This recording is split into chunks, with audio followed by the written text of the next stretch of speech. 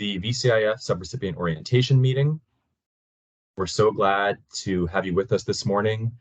We really appreciate your time that you've already spent on this project. We know it's taken a long time to get to this point for many of you, so we appreciate your cooperation, appreciate your patience, and we're really excited to be working with you on this grant project and to see what you all do with the VCIF funds.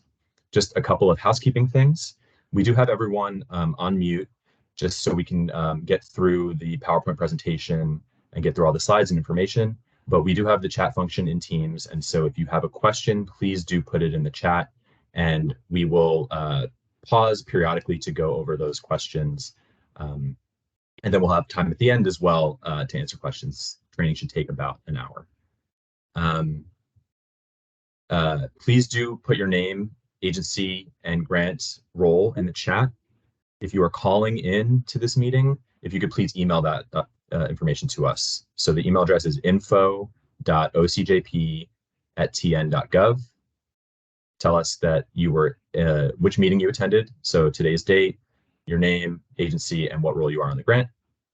I'm going to introduce our team and then we'll get started. My name is Ben Weinstein. I am the Senior Project Management Specialist for the VCIF team at OCJP. And I will ask Amy if you would please introduce yourself, and then you can pass it on after that. Hi, I'm Amy Curley. I am Senior Project Management Specialist over the evidence-based programming. I also work closely with Ben and assist on the VCIF grants as well. Kate. Hi, good morning. My name is Kate, or Caitlin Patrick. I am a Project Management Specialist with the VCIF team. Jackie? Good morning, I'm Jackie Nodell, and I am also one of the project management specialists. So if you are any of the agencies I've been working with, I'm happy to answer any questions by email or phone. Nice to meet everyone. And Erin, why don't you go introduce yourself as well? Yeah, good morning. My name is Erin Morris. I am a project management specialist on the Special Projects Unit with OCJP. I work on EBP related agencies as well as VCIF, and it's good to be here today. Yeah, it's really great to see some familiar names and put some faces to those names. So we thank you for being here with us this morning. So let's get started.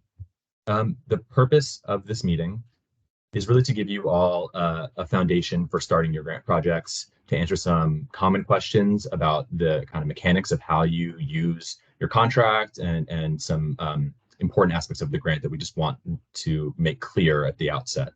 A great place to start for everything that we're talking about, if you want to find them yourself later, we highly recommend you start with our grants manual, which is on the OCJP website. This is a resource that you can, so each chapter has its own page on our website and you can search that way. There's also a downloadable PDF version of the grants manual. It's updated regularly. So if you're going to download it, I recommend that you, anytime you want to go back and access it, you just go back to our website and download a new copy of it because it does get updated. And if you do that, you can search for a keyword in the PDF document, and that way find the answer to your question really easily. That is how we use the grants manual as project management specialist as well. So highly recommend you check out the grants manual. You can also find the fund source chapter for VCIF. That will be information specific to the Violent Crime Intervention Fund. Kate has put some links to these two documents in the chat. You can use the QR code on this slide as well to access the grants manual. And all this is on our website. The fund source chapter has some frequently asked questions about VCIF. It has more information on allowable and unallowable costs. It has a link to the reporting page, and then we will continue to update that website as well. Most likely this presentation and the slides will be posted on that website at the conclusion of this training at some point next week, probably. Also, just want you to see on this page, we have the names and email addresses of all the project management specialists you'll be working with. So you can always come back to this PowerPoint slide to access that information. Okay, I'm going to kick it over to Erin, who's going to talk to you about more about these roles. Yeah, thank you, Ben. So this slide specifically talks about the project director director and financial director or fiscal director. Those terms are interchangeable. So for the project director, as I'm sure a lot of you are already familiar with this role a little bit, this is the person who is going to be in direct operational charge of your agency specific VCIF project. So that means that we're going to be communicating with the project director on a pretty constant basis. That's the expectation, that the lines of communication will remain open. Thing about your project change. And additionally, this position is also in charge of making sure that all the grant requirements are met, all deadlines are met as well. And this is inclusive of any sort of reporting or subcontract related transmission between your agency and OCJP. The specific deadlines are outlined in the OCJP manual. You can reference those, but usually we are the ones, we're the main points of contact for any sort of deadline or piece of material that we need from your agency in order to complete your project. And as I said before, it's important and really salient to your project that you are able to maintain a constant stream of communication with your OCJP project management specialist. And again, this is because a lot of things are subject to change. We can't see around corners, and these can become a little fluid, and the process of these, especially if you're new, is not entirely intuitive. So please do not hesitate to reach out with any sort of questions or concerns that you may have concerning your individual project. The financial director, and as I said, this is also called the fiscal director, this is the person responsible for matters relating to the grant funded project in terms of accounting, management, invoicing, verification of expenditures, and any sort of grant financial reports that you may be privy to. And due to the fact that many agencies have multiple grants functioning at one time, and in order to address different fund sources, it's important that the fiscal director also maintains a organized and robust system to discern one fund source from another. So that's what it means when it says must establish and maintain grant accounting systems and financial records to accurately account for funds awarded to the agency, because we do understand that even though a lot of you are new to OCJP, there are many agencies that are receiving funds from multiple different sources.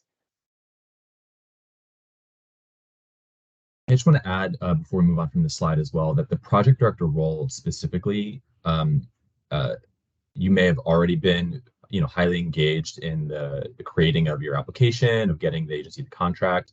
But during the course of the project, it is also the project director's responsibility to make sure that all the grant activities are being implemented, that all the requirements that are laid out in our grants manual and that come later via email are met. And so this person really ought to be someone in your agency, and you can think about changing this if you need to, someone who is able to check their email and respond to emails very regularly, and someone who is intimately familiar with the details of the project. So it's okay to change this person if you need to. I know a lot of times we see that the sheriff or the chief of police is listed as the project director. That does not need to be the case, as long as this person is able to communicate with our office and has a direct line of communication to the sheriff, to the chief of police, right? If that person is overseeing some of the project activities or overseeing some of the spending, it doesn't have to be the person who is listed currently. Or even you if you're attending this training. So just think about who you want that person to be, get with your team and talk it over, and then let us know if you want to make that change. And then that new person would need to just review this training when you make that change. Sorry.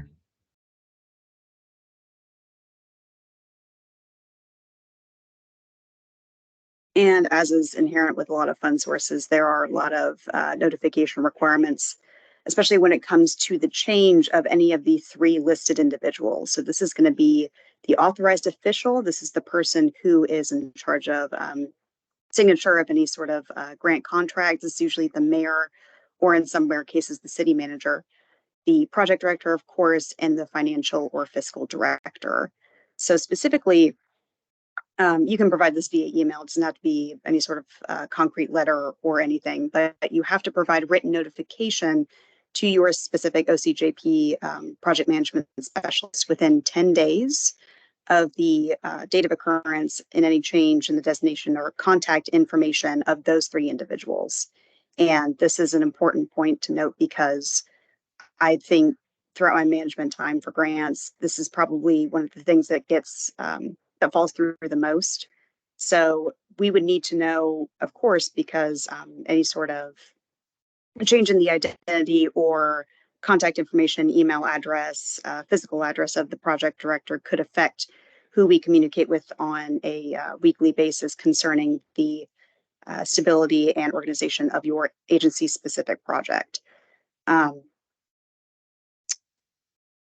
really, this doesn't happen too often, but I understand that with a lot of agencies, there are elections and positions do change. So this is just important information for us to know and for us to note in the grant file for your agency. If you use this QR code or the link that Kate put in the chat, it will take you to the page of our grants manual that describes these 3 positions. And so you can think more about whether the person you have placed for the project director or the financial director is the correct person. And also just note that, as Erin said, we are frequently using the information we have listed for these 3 individuals. We have them in a database to send communications, oftentimes really important communications with really important deadlines, but we're not the only office that uses them. The Office of Business and Finance also uses these grant contacts as well. So please keep these up to date. This is critical for the success of your project. And Amy also put a notification in the chat that if you have joined the meeting since we started, please put your name in the chat, put your agency that you're with, and put if you are the project director or the financial director as well, so that we can mark your attendance.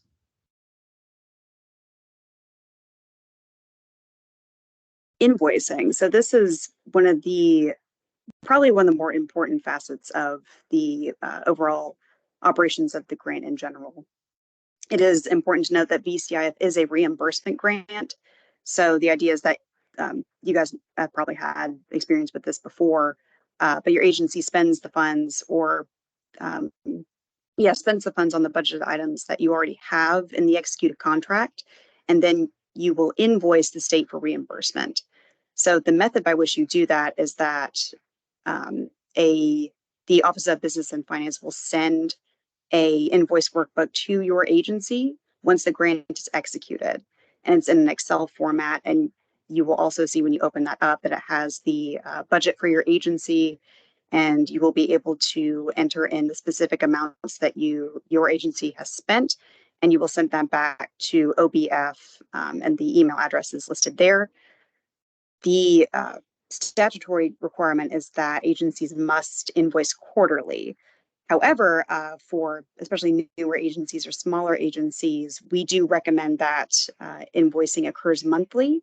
This is mainly because we've had instances in the past where there have been some discrepancies or concerns regarding a specific piece of equipment or subcontract payment, and it's easier to address those problems and to remove any obstacles or barriers to spending if we know about it sooner. So if you're able to invoice monthly, we highly recommend that.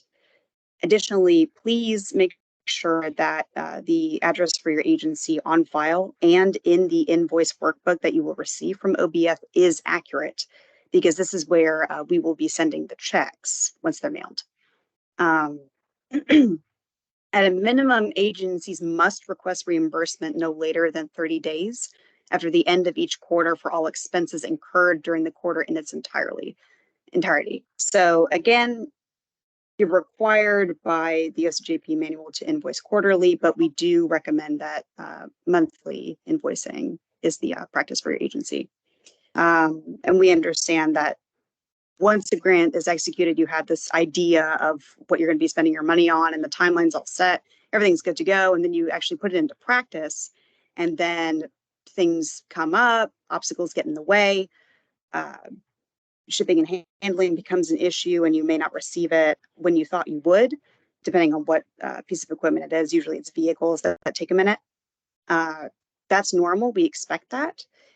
And the sooner you reach out and express that you're having issues with spending or receiving something, or even hiring grant staff, because that can be a very big obstacle for smaller agencies in rural areas.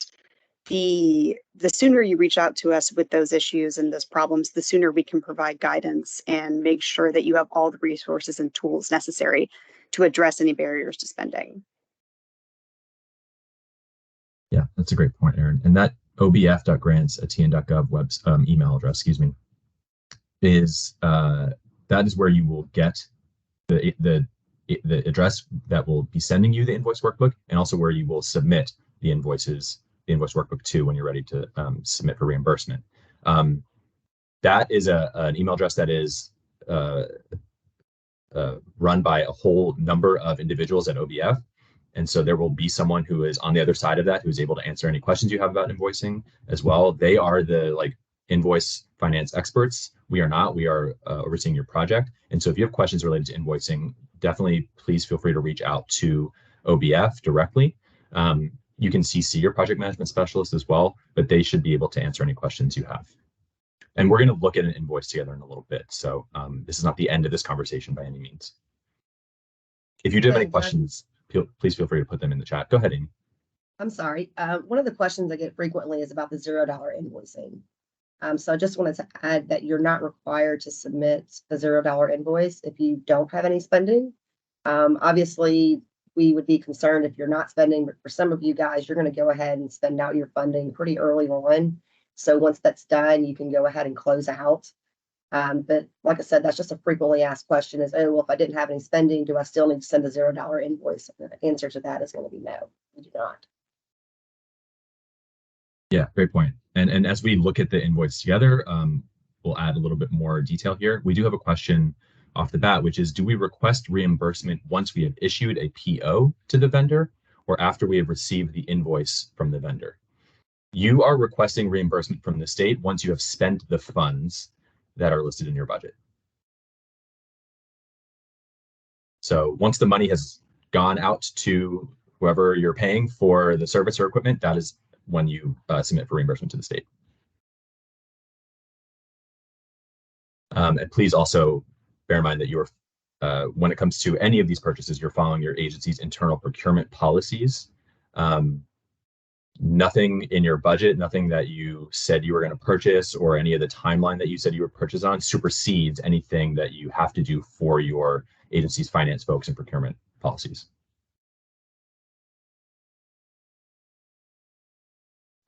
So before we get to what the invoice looks like, I just want to first look at the budget. So because this is what's going to happen first, right? Before you invoice, you're going to be spending. So what you have on the screen in front of you is a picture of a contract budget. This is an actual budget from an agency. And so I want to go over a couple of things here. This is the page that you see on the top right is the summary page. And then there's a snippet on the bottom right of a budget detail page. You will find these pages at the very back of your contract. If you flip all the way to the end, you'll have 1 or 2 fiscal years of spending, and you'll see these 2 pages. At the very top of the budget summary page are the budget dates. You must spend the money that's in each budget year within those dates. You cannot spend any money before the start date for your contract budget, and you cannot spend money in that contract budget after the end of that fiscal year. Money that is unspent does not automatically just roll over to the next fiscal year. That's very important, okay? So please do your best to spend all your funds on the budgeted items within this fiscal year. That's why we say frequently, if you have any problems or experiencing any barriers with spending this funding, or you think you will, please reach out to your project management specialist, and we can kind of talk through what some of the barriers are, and we can talk about what the potential solutions are. Please do not wait to tell us this in the middle of May, when you have about a month and a half left of time on this grant contract. At that point, it will likely be too late for us to do anything about it. So if you have a contract, and everyone on this call probably has a contract that started sometime in the past 2 months, or maybe is about to start on 9/1, Once your contract date is effective, you should go ahead and start spending that money. A lot of these items, as Aaron said, take a lot of time to be delivered, right? Or to process, like vehicles. Other expenses you might have, like salary, will take time to hire that person. If you have a contract that is executed, even if it hasn't started yet, you can go ahead and post the position for post that position to hire. You can go ahead and schedule interviews. You can't start paying that person until your contract start date, your budget start date, but please do go ahead and start working on these project activities. Just a couple of notes about this budget and what you see here. So the line item categories are on this budget summary page. So they include the salaries, benefits, taxes line, the professional fees line, the supplies line, etc. These are the line items. Within the line items, you have these individual entries, right? These individual items. So these are on your budget detail page. They include, in this example, a data fee, a sheriff app subscription, laptops, laptop mounts, etc. You may spend funds within the overall line item how you wish in order to accomplish what you have listed in your budget. So if, as we often see with these budgeted items, you got the quote back in January, now it's August and September, and you're spending money and the costs have changed, that's okay. We understand that, and we expect that to happen. We understand with inflation, right, this is likely to happen. If the cost of an item has gone up and you're still able to purchase those items, as long as you don't go over this total amount, right, this total line item amount, it's okay if the cost of the items changes. You do not need to email us to let us know, hey, the cost of the laptops is now $1,100. Can we still purchase them? So what you can do is maybe the cost of the laptop mounts changed and you found a cheaper laptop mount, and they're no longer 300 each, maybe they're 150 each. That's okay. You can use these funds to accomplish all the project activities, all the project goals in this line item, even if the costs change, without telling us.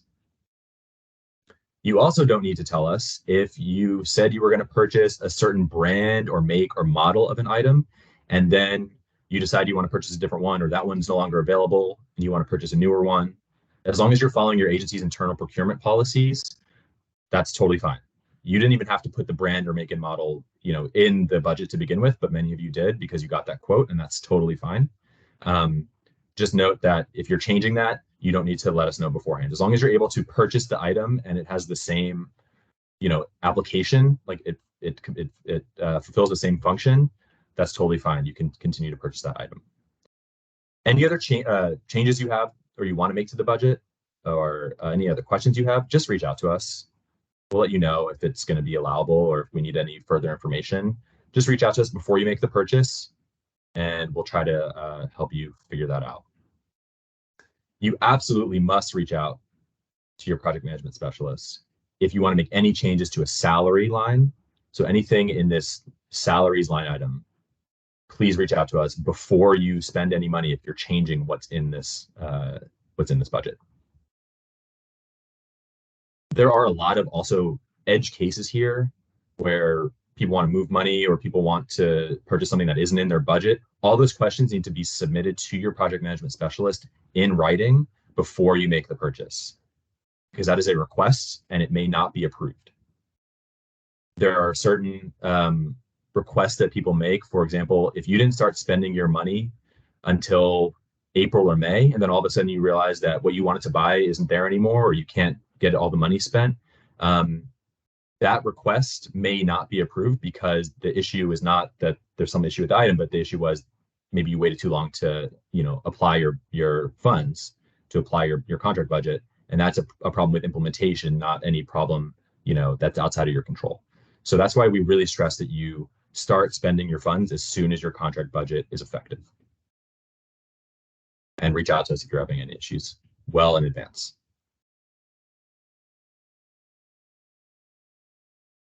When it comes to then using that budget to make your purchases and then invoice the state, here's what Aaron was talking about with this invoice workbook. So on the left, you have the invoice workbook. This is what OBF will send you. It's an Excel document, and this is a screenshot of the exact invoice workbook that applies to the budget example that I have up here on the right still. You can see that the project, the budget line items, these overall categories, professional fees and supplies, where there's money listed in this budget, are mirrored here in the invoice workbook. So this is what OBF is creating from every agency individual contract budget. They create their own invoice workbook and they will send this to you. When you open it up, you'll see that there are tabs along the bottom for each month of your fiscal year. This allows you to invoice the state for expenses every single month if you want to. If you aren't spending money in July, for example, or July past, let's use August. If you're not spending any money this month, you would not submit an invoice workbook for $0. That's what Amy was talking about earlier. You don't need to submit an invoice if you didn't spend any money. If you spent money in August and September, and then you want to invoice for all those expenses at once, you would just use the September tab and you would put all the prior expenses that you haven't invoiced yet for in that one invoice. And so you're going to enter that information here in this month's actual expenditures column here. And you're just going to put what you spent against each line item here. You do not need to submit anything other than this invoice workbook when you're submitting to the state. You should keep copies of receipts, copies of purchase orders, copies of vendor invoices with this invoice in your grant file, right next to your contract budget, right? All this stuff should be really easily accessible and well organized, but you don't need to send in those receipts with the invoice when you send it to the state. All they're looking for is how much did you spend against this line item this month or since the last time you invoiced, right? And again, this has to, the invoice needs to be submitted at least quarterly, excuse me. When you receive this, all the information will be filled out for you. Your entity name, address, the contract number will be filled in for you. So if you're looking for that piece of information, it's in your invoice workbook. All you'll need to do is change the date of the invoice, enter your expenses, and then fill out the person's name here. This will probably be the financial director.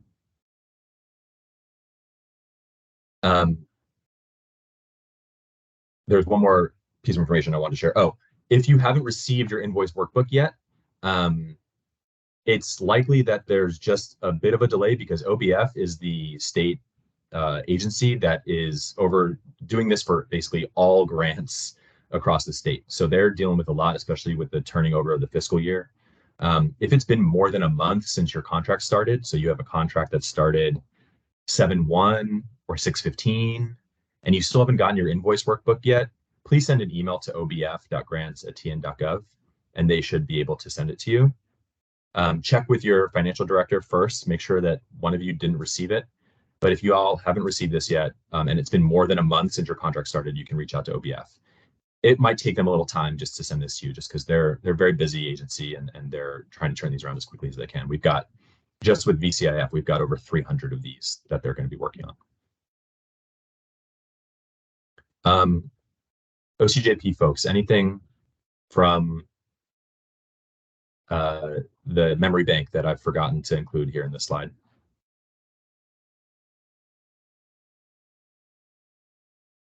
Okay. Are there any questions in the chat that I missed? Someone asked, can we email this slide presentation? Yes, these slides will be sent out to the folks who were on that initial email as well as posted on our website. I'm sorry, Amy, go ahead. Yeah, that was all I was going to say. There was one question. Okay, perfect. Okay, let's talk about specific types of equipment. Amy, go ahead. So when you're purchasing your equipment, you want to make sure that you're following your procurement policies, your policies and procedures for sole source, your bid process. It's really, really important that you make sure that you are following your procurement policy. Like Ben said earlier, nothing in your contract supersedes your internal procurement policies.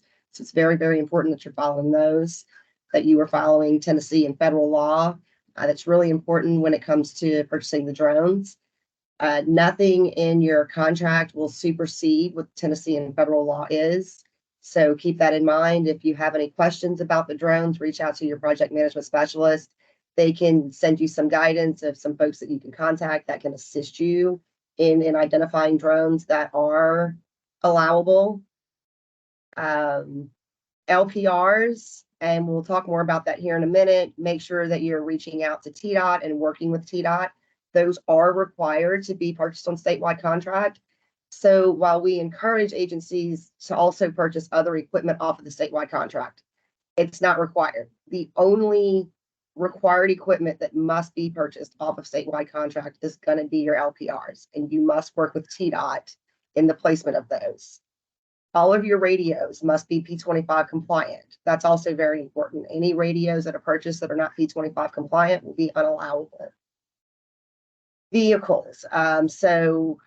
There's very few actually covert unmarked vehicles that have been allowed. So it's very important that your vehicles, your UTVs, anything like that is striped. It's got your graphics, it's striping that's consistent with your other fleet vehicles. We should not be using ghost markings or the low visibility markings that make the striping and the graphics on the vehicle difficult to see. We want to see those vehicles marked and striped in a manner that's highly visible in the community and consistent with your other fleet vehicles. Another big one that we get a lot and that we've seen is funding for storage or for license fees cannot extend beyond December of 25. And that's because that's more seen as an activity, and we obviously can't pay for activities that are outside of the scope of the project or outside of the project time period. So I'm seeing with some of these bundles that they're doing, specifically cameras and taser bundles, that those license fees and those storage fees are extending out 36 months, 60 months. So just keep that in mind, that if you have that in your budget, reach out to your project management specialist and we can walk through it and talk through it, because some of those costs beyond December of 25 will be unallowable. And we can prorate that, we can break that out and separate that and work with you in that if need be. The other thing I want to point out for that is when we're talking about warranties are seen different than the subscriptions, the license fees, the storage. We can pay for a full warranty because that's standard. And that comes with the equipment, just like warranty on a vehicle comes with it. So for some of this other equipment, when you've got a standard warranty that maybe goes out 60 months, that cost is allowable. That cost is okay. The cost that's not okay or allowable is for any kind of subscription or any kind of storage fees, anything like that that extends beyond the life of your project or through the end of the calendar year when your project ends. And if you've got any questions about that, like I said, reach out to us, reach out to your project management specialist and be more than happy to talk through it. We also want you to go back and review the equipment certifications that you signed during the contracting process. They're available online. If you need copies of them as well, you can reach out to any of us and we can send you the ones that you signed. Please refer back to your equipment certifications when you're purchasing your equipment as well to make sure that you're following the guidelines of those. Yeah, I just want to just hit that again with the contract terms that extend past the life of your contract. We're specifically seeing this with these like 5-year bundles for certain types of equipment. If you've got a 5-year bundle in your contract budget, the last remaining years of that go past the end of your contract, will really go past 2025, will not be allowable cost. And so if you spend those funds, you might have to pay those back to OCJP. So just please reach out to us if you have a 5-year bundle in your budget that wasn't already addressed with a prorating scheme when you work with your project management specialist.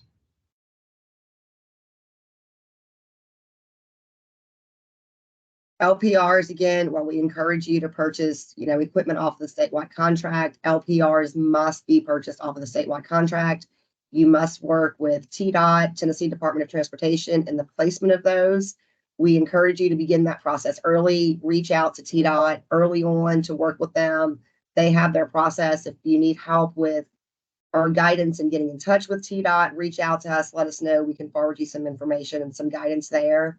But it's very important that you reach out to them sooner rather than later. You start working with them immediately for the placement of those, because they are going to have to approve the placement. I'll kick that back to Ben. Did I leave anything out for the LPRs? No, that was great, Amy. Just someone did ask also a little bit before, do we have a contact for TDOT with regarding the LPRs? So I put in the chat a link to the TDOT LPR application, which is on their website. The LPR project is really TDOT and Department of Safety's project that they're overseeing, that they're helping with the implementation of. We are the funder. And so we aren't the experts in this, and really to start the process, you're gonna have to fill out that application, and everything we're hearing is that that takes a long time. So if you have LPRs in your budget for fiscal year 24, you need to get on starting working with TDOT.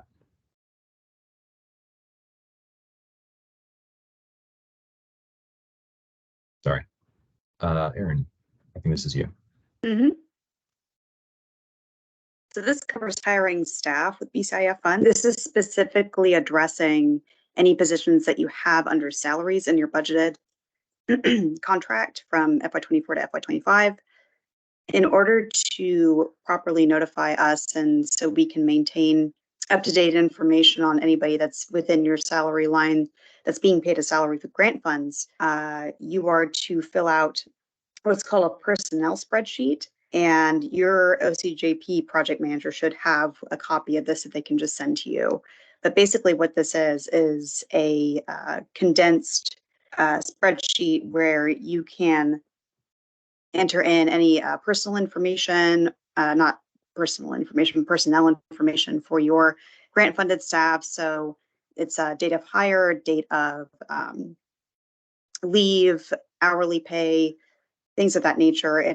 I believe it has a notes section if I'm thinking about that correctly, but it has a current staff tab, and it also has a former staff tab. So anybody who is no longer with your agency that was being paid for with grant funds, you put that under the former staff tab. And as is the case with the authorized official, project director, and fiscal director, you must notify us with any changes in the contact information or staffing change in general within 10 days of the occurrence. And the expectation is that the agency will fill the vacancy within 45 days, but we understand that sometimes there are barriers to fulfillment of roles, things of that nature, especially in small agencies. So if there are any delays with filling a vacancy, no matter what it is, we would like to know. And if you keep us updated with the progress of trying to fill any vacancies, we can then provide guidance to any obstacles that you have to hiring or advertising for the position.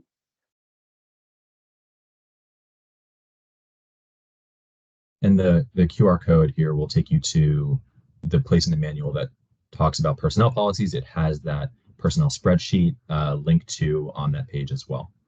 And that is in the chat. The link to that is in the chat. Okay. And the civil rights compliance and training.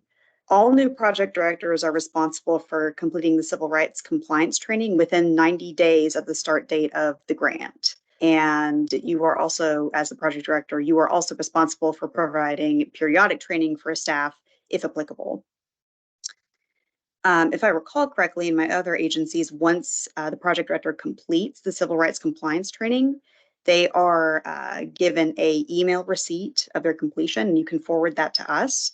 However, the expectation is that the certificate that the project director receives after completing the compliance training will be stored as a hard copy in the grant file and also an electronic copy. And the reason for this is because this is something that we check when we come to conduct program monitoring at your agency. So verification of the specific training has to remain on file, and we will check that. And again, it is the responsibility of the project director to maintain documentation demonstrating that this training is completed annually and again, this is something that you can just forward us the email receipt of completion, or just let us know. You can even send us the scanned copy of the completed certification.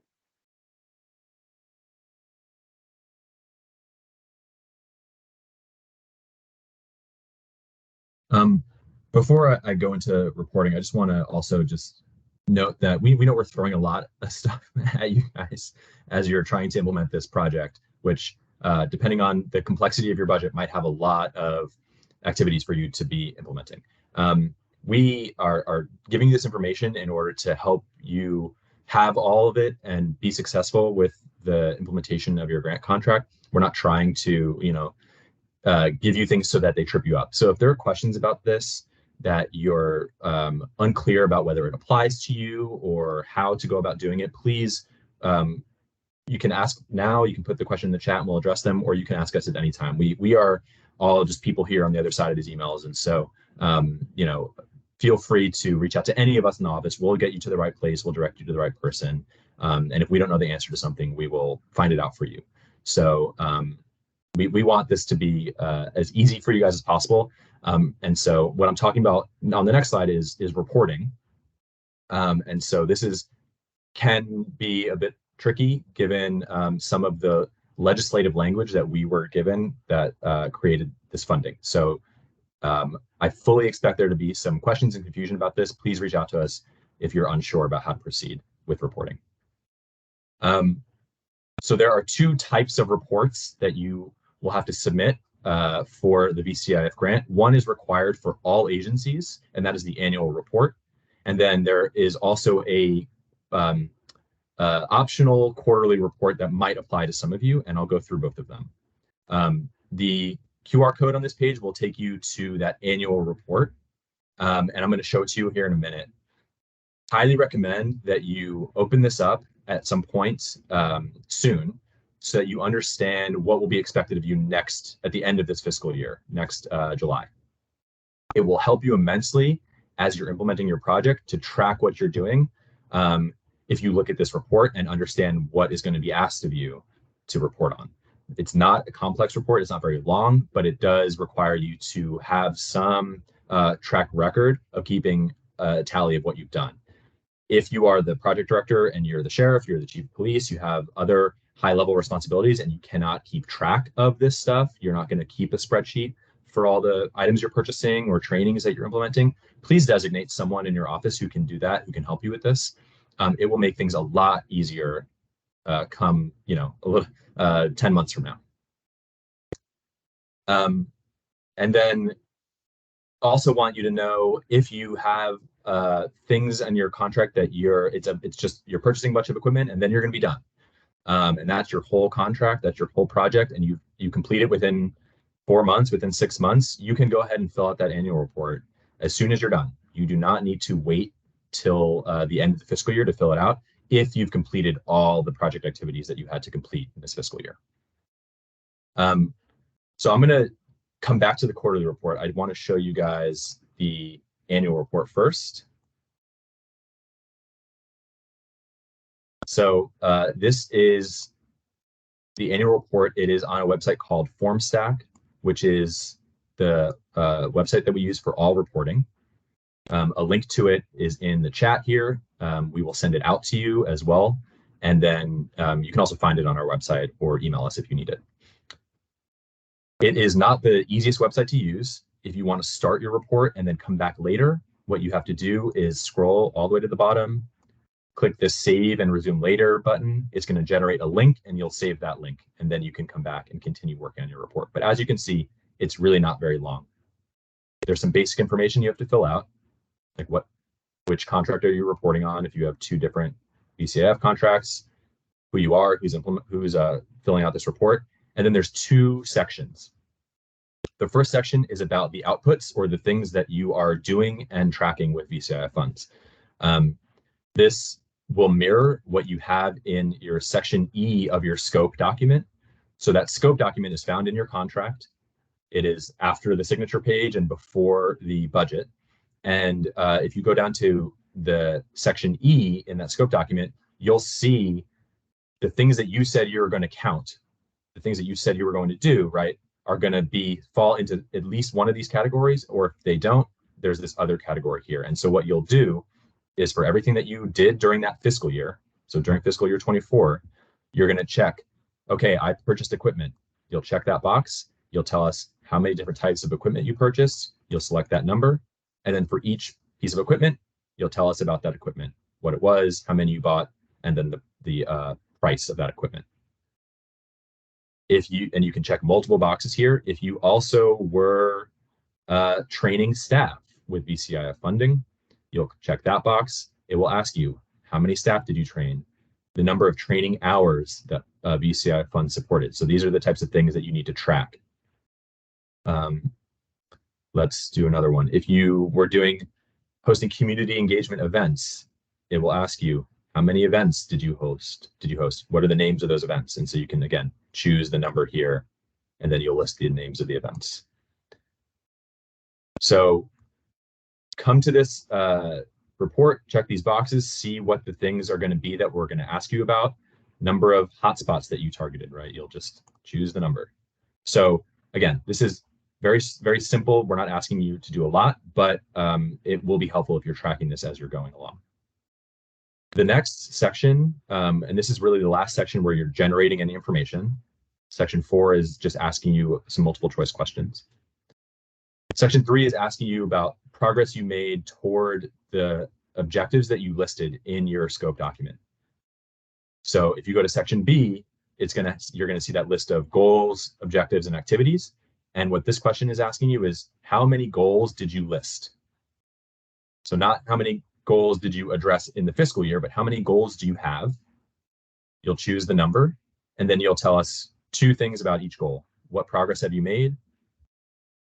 And what barriers inhibited your progress for each goal?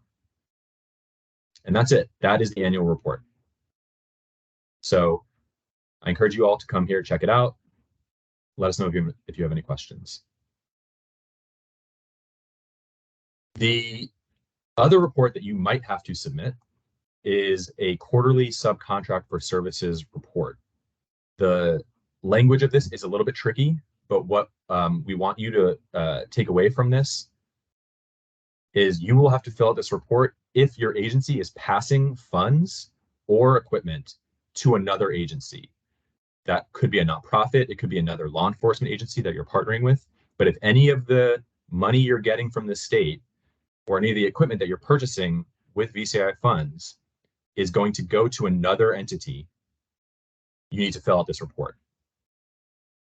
This does not include purchasing body cameras from a vendor, right? This is about another agency receiving equipment or funds from you for some sort of law enforcement service or project or goal.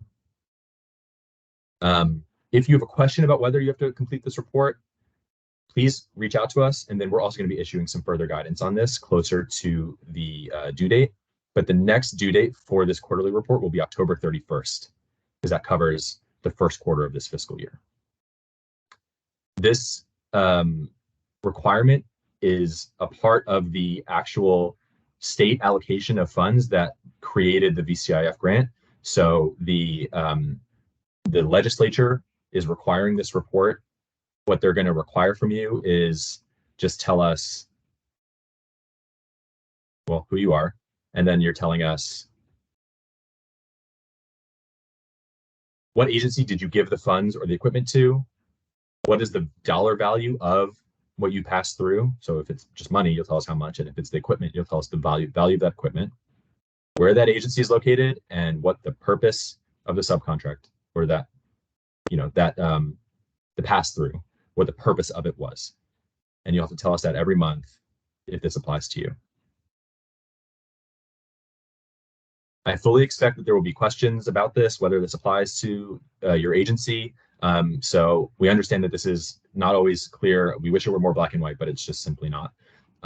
So we're going to do our best to help you through this process. We will host a reporting training specifically about the annual report at some point next June to help you prepare for completing that.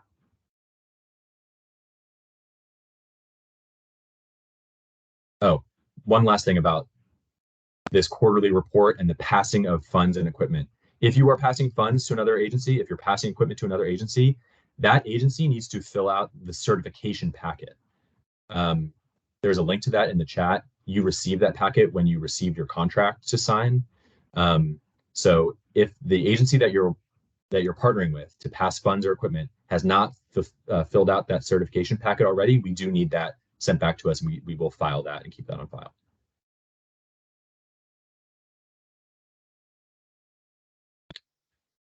Last bit of information we wanted to share is that if you haven't already availed yourself of our TA provider, the UT Law Enforcement Innovation Center, they are still very happy to work with you on a number of questions. They are contracted throughout the course of the VCIF grant. They can help you come up with ideas for training or figure out where the best training will be. If you maybe just put training in your budget, but you're not sure exactly which training, please reach out to UT. They can help you find that trainer. They can help you revise or draft policies and procedures for any new equipment that you got with VCIF funds, and they can help you interact with your city or county commission if any of this stuff needs to be approved. They also have free trainings that any of your agencies can sign up for. They have a calendar on their website. Some of the upcoming trainings this month and next month include crime scene operations, basic criminal investigations, and a cultural competency training. And these are distributed across the state of Tennessee. So they will be hosted by various law enforcement agencies. Maybe some of you are hosting some of these trainings. So please do avail yourself of these trainings, and please do reach out to Rhiannon, who is our contact there. Many of you have worked with her already. You know how wonderful she is, and she's so happy to answer any questions or help you all out in any way she can.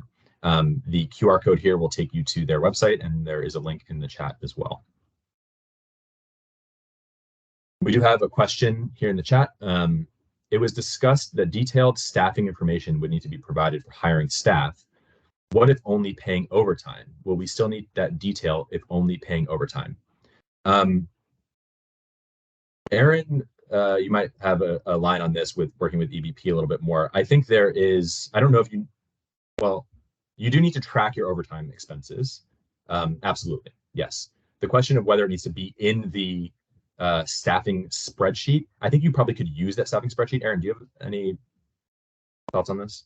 Yeah, so from my experience in dealing with other staffing spreadsheets and in multiple different agencies, there is multiple, or at least two places in the current staff tab where you are outlining the hourly rate or salary rate of the specific grant funded staff members. So I would recommend including that information there, because if I'm understanding this correctly, this is a person that is under salaries in the budgeted fiscal year for your agency. So by designation, that would still belong in the staffing spreadsheet, but I would qualify that by saying that OT or describing the overtime would go in the hourly description or the salary description for that specific employee or staff member. And this would also be useful because if this is just an individual that's being paid overtime and their salary is being qualified by that, we can connect that staffing spreadsheet with the information that you already have in your scope, provided that the information for overtime was provided in the scope, which it should have been. Yeah, I think the bottom line is, as long as you're tracking the overtime, if that's the only thing that's in your budget, as long as you're tracking it in some way that is able to be monitored when we come and check, how the implementation of your contract is going, that's the most important thing. That you're tracking the overtime, that it is being used for the activities that you said you were going to use them for in the scope.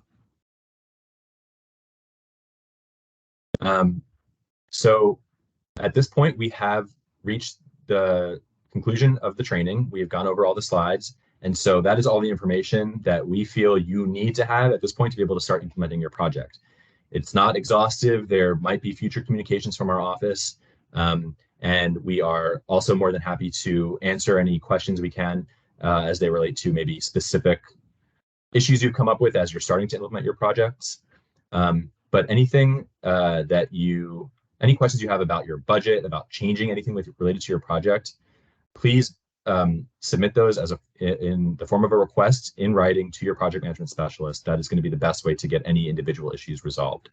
But we're happy to stay on today to answer any further questions you might have. The microphones are disabled for this training, so if you can put your question in the chat, we will be happy to answer it. But we really appreciate your time this morning. We thank you all for being with us on a Friday, and we wish you the best weekend, and we'll see you around. I'm going to keep the recording going for a little bit here and see if anyone else has any other questions. But thank you all. You're welcome to leave if you have other things to do, or if you feel like you got all your questions answered. Thank you for your time this morning. And Ben, I just want to apologize for anybody that saw that little dance that I was doing. We had a bee decided that it wanted to join our orientation this morning, and it was kind of buzzing around overhead. So my apologies. Well, that's going to be preserved in the recording for all eternity.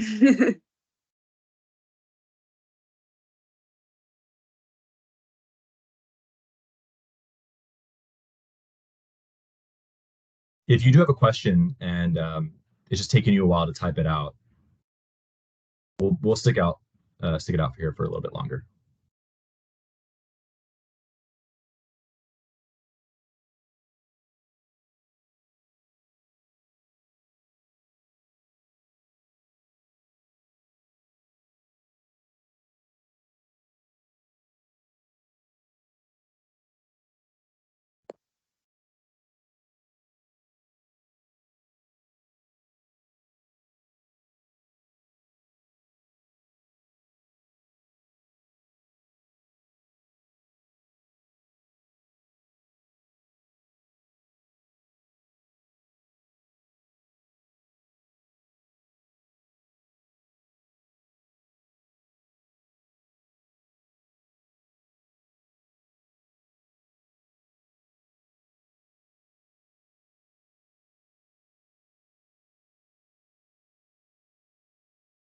Well, it doesn't look like there are questions coming in.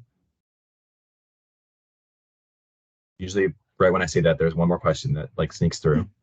But I'm going to end the recording. And then if anyone else does just want to pop in with one last question, we can hang out here for another 2 minutes or so.